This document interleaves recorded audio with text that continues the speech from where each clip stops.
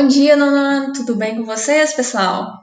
Espero que todo mundo esteja bem em casa, viu, pessoal? Porque daqui para frente a tendência é piorar muito a questão da pandemia, né? Então vamos fazer a nossa parte, tá bom? Eu tô aqui quietinha dentro de casa, surtando, mas tudo bem. Gente, hoje nós vamos falar sobre movimentos separatistas e conflitos no Cáucaso.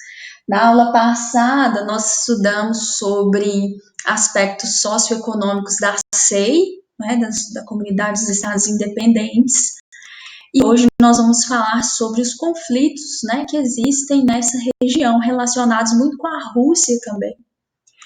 Então, vamos aqui recapitular a última aula. Eu deixei uma videoaula lá, né? A gente não fez videoaula sobre os aspectos socioeconômicos da SEI. Mas o que fala principalmente nessa aula anterior? Nós estudamos que a SEI é um bloco econômico que se formou após a desintegração da URSS em 1991. Nós temos que esse bloco, né, a Rússia tem um poderio econômico superior em relação aos demais, mas além da Rússia, nós temos outros países como Hungria, Estônia, Eslovênia, Ucrânia, Bielorrússia, que tem também um destaque econômico, né, que são os países que conseguiram se inserir na economia capitalista ali um pouco melhor do que as demais. E por que elas conseguiram? Porque ao longo da Guerra Fria, pessoal, os países ali que formavam a União Soviética, cada país tinha uma função agrícola, indústria de base. Então, em função desses países terem ali desempenhado um papel muito mais industrial, isso auxiliou posteriormente à Guerra Fria essa inserção no capitalismo, né, intensificando suas relações econômicas juntamente à Europa Ocidental. Então, nós temos ali também uma concentração da população, dos meios de transportes, até mesmo da agricultura, localizada ali mais na porção ocidental da SEI, né? Por que isso? Porque os fatores climáticos afetam a ocupação e o desenvolvimento pleno de todo o território da SEI, né? Porque a maior parte desse território está localizado em altas latitudes e isso dificulta também. E em relação, por exemplo, aos transportes, nós podemos ali citar principalmente o ferroviário, né, citando ali a Transiberiana, que cruza todo o território da SEI, são 8 fusos horários, num total de quase 10 mil quilômetros de malha ferroviária. E ao longo dessa rodovia, pessoal, vários centros urbanos ali se desenvolvem. Então, nós temos uma ocupação maior na porção ocidental da SEI, e fora dessa porção ocidental, um processo de urbanização que se dá ali em torno da Transiberiana, que é essa ferrovia que cruza todo o território da SEI. O PIB per capita da Europa Ocidental é muito maior do que da Europa Oriental, e isso tem a ver com o socialismo que foi desenvolvido ali naquela região. Nós temos ali também no território da SEI um aspecto positivo, que é a presença do solo Chernozion, que é um solo muito rico, um dos solos mais ricos do mundo, né? Então, essa presença de solos ali férteis auxilia na produção de alimentos e no abastecimento ali daqueles países que estão ali na Europa Oriental. A Rússia, né, nós vimos que é o país que tem o melhor desempenho econômico, ela é o maior exportador de gás natural do mundo, ela possui a segunda maior reserva de carvão também, e a oitava maior reserva de petróleo do mundo. Então, ela é o maior exportador de gás, possui a segunda maior reserva de carvão e a oitava maior reserva de petróleo do mundo. E o segundo maior exportador. Tem diferença entre reserva e produção, tá? No caso ali da reserva, ela tem essa posição oitava aí. E ela também tem um bom desempenho econômico na produção de energia hidrelétrica. Então, esses foram os tópicos da aula passada. Agora nós vamos estudar a aula de hoje, que são os movimentos separatistas, o que são esses movimentos, os conflitos no Cáucaso, onde é essa região e qual que é o papel da Rússia, pessoal, após a Guerra Fria, né? Qual que são os seus objetivos e qual que é o papel que a Rússia desempenha no mundo a partir do século XXI, tá errado ali, ó. Não é 20 não, é 21, tá bom? Então aqui eu coloquei algumas questões importantes para a gente pensar, né? A Rússia, a SEI, a Comunidade dos Estados Independentes, ela foi criada, houve um grande empenho da Rússia para a criação da SEI, e hoje há uma dúvida, né? Porque a SEI, ela não é somente um bloco econômico, né? Mas ela também, ela não é um país como eram as antigas ex-repúblicas socialistas soviéticas, que tinham integração muito maior política, econômica, não é um país como é anteriormente, mas também não perdeu vínculos com a Rússia, né? E não é somente uma questão de bloco econômico, de trocas comerciais, porque a Rússia ainda mantém um grande domínio, uma grande influência sobre esses países da SEI. O rublo, por exemplo, é a moeda que é adotada por essa comunidade. Então, nós temos aí essa questão econômica, né, do bloco, mas, segundo outros pesquisadores, né, afirmam que a SEI, ela funciona como um fórum político e que, né, talvez a Rússia tenha criado a SEI para continuar mantendo a sua influência sobre essa área. Então, aqui algumas questões que nós precisamos saber até o fim dessa aula. Por que a Rússia se empenhou tanto para a criação da SEI? Quais são os propósitos da Rússia no pós-Guerra Fria? Que esses grandes objetivos que a Rússia tem. E por que a Rússia se envolve constantemente em conflitos nessa região, né, relacionados com as ex-repúblicas socialistas soviéticas? Então, são pontos importantes que nós vamos ver nessa aula de hoje e na aula que vem também. Aqui, pessoal, trouxe para vocês um mapa da Europa Oriental mostrando gasodutos. Gasodutos é uma malha dutoviária por onde é transportado o gás e o petróleo, né? Aqui no caso é só do gás, mas tem também a malha dutoviária do óleo, né?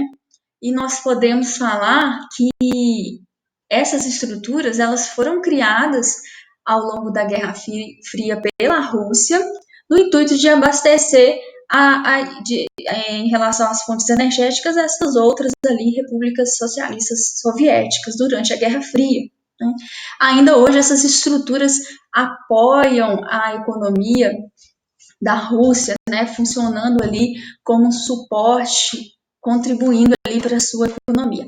A Rússia é o maior fornecedor de gás natural da Europa, então, ou seja, há uma dependência energética da Europa em relação à Rússia, não somente em termos de gás, né, 65% do gás exportado pela Rússia para a Europa, e também 70% do petróleo, ou seja, uma forte dependência ainda não somente dos países da ex-República Socialista Soviética, mas também os países ali da Europa Ocidental.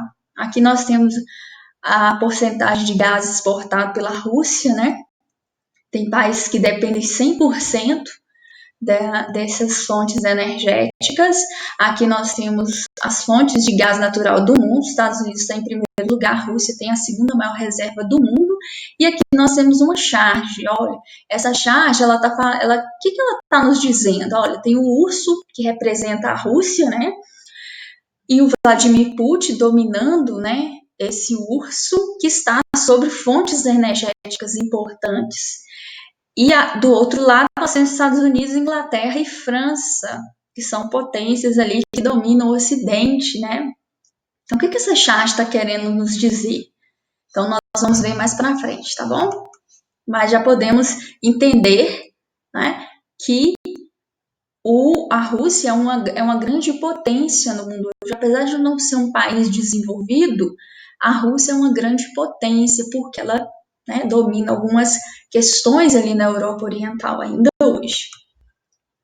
Então, a Rússia, ela possui as maiores reservas de hidrocarbonetos, dispõe de grandes redes de gasodutos e oleodutos, fornecendo energia não somente para a Europa Oriental, mas para a Europa Ocidental também.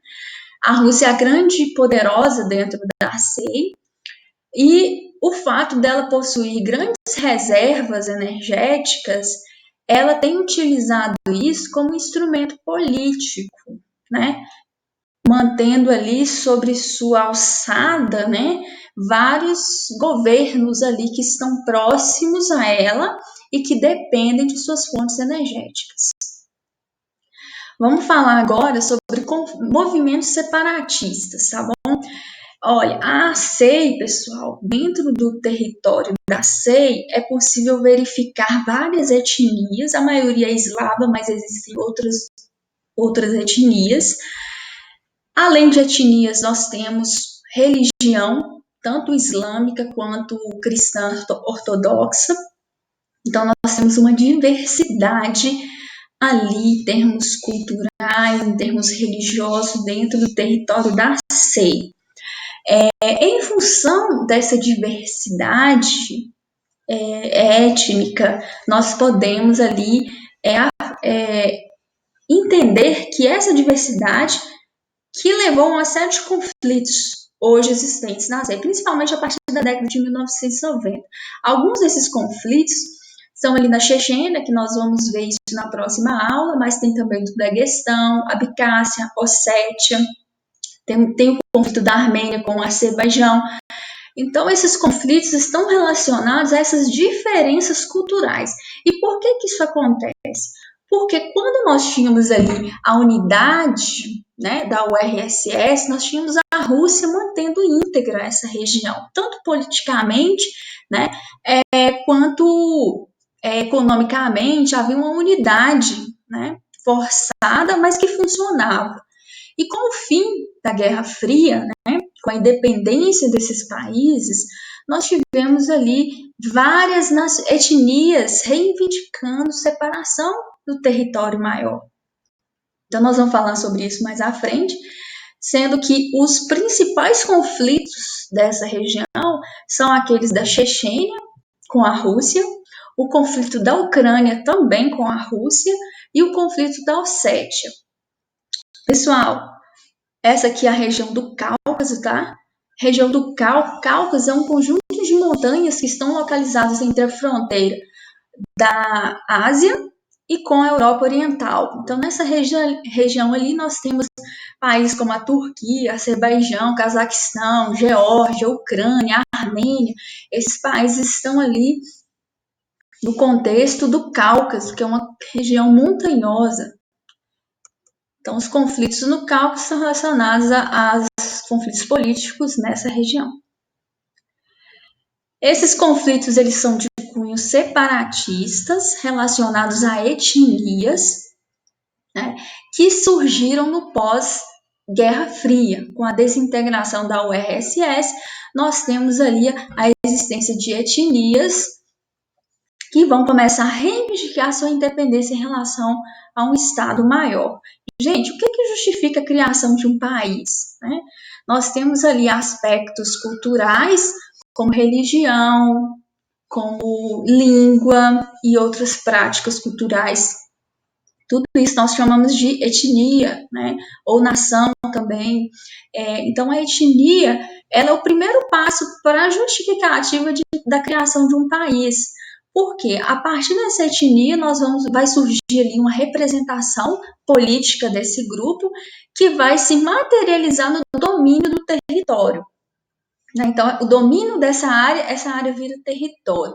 E quem é que vai gerenciar esse território? Vai ser o Estado, que é uma representação política desse território. Por isso que a gente fala Estado-nação. Nação em relação à cultura e Estado em relação à administração política, defesa do território, defesa dos seus interesses, até mesmo abafamento de conflitos internos.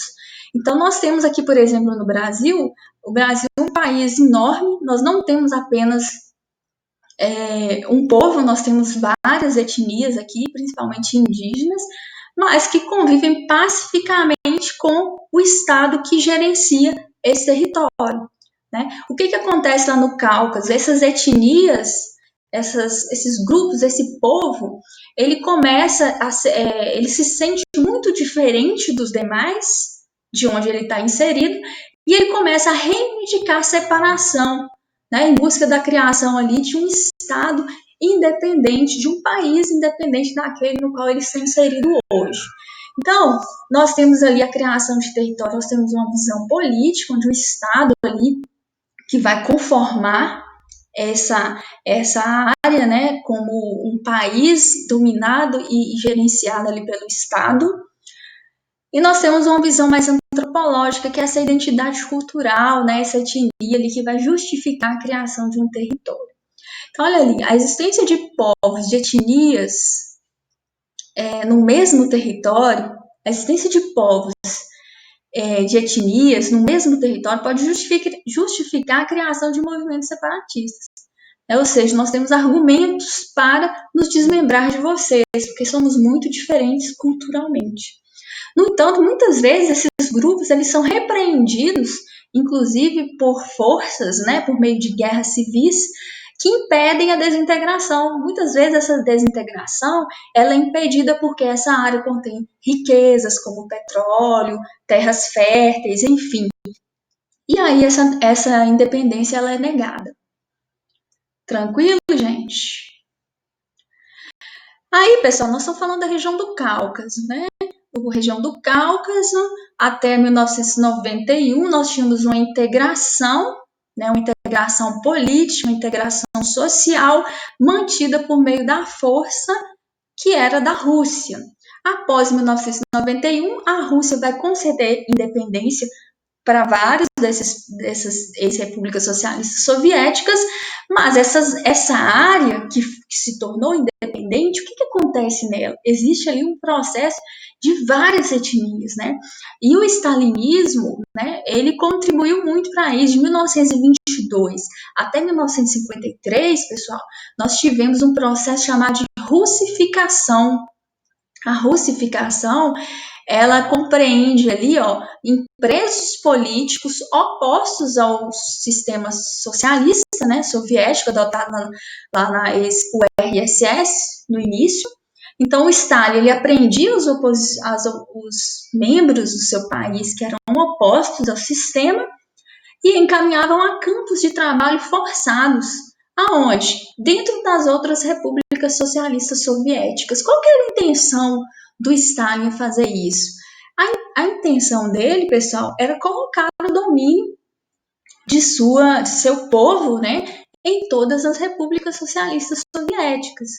E com isso, né, diversificou mais ainda as etnias que existiam ali naquele território, agora com o processo de russificação diversificou mais ainda. E para piorar essa questão da diversidade, nós podemos ainda encontrar nessa região uma diversidade, além de ateus, nós temos os cristãos ortodoxos, muito influenciados pela Rússia, mas nós temos também o islamismo, né, que nós temos um mapa mostrando o cristianismo e o islamismo ali na região do Cáucaso. Os islâmicos, essa influência islâmica, árabe islâmica aqui nessa região tem a ver porque essa área era a área de passagem dos árabes no século XVII e isso ficou até os dias de hoje. Aqui nós temos o último mapa, né, mostrando alguns movimentos separatistas, alguns conflitos existentes na região do Cáucaso. Né, nós temos na Moldávia, temos na Crimeia, ali juntamente a Ucrânia, né, a Geórgia, a Armênia e outros. Nessa sequência didática, nós vamos ver 3, né? O próximo que nós veremos será a questão da Chechênia e a questão da Ucrânia, ali com a Crimeia e também relacionando a Rússia. Tá bom? Tchau para vocês.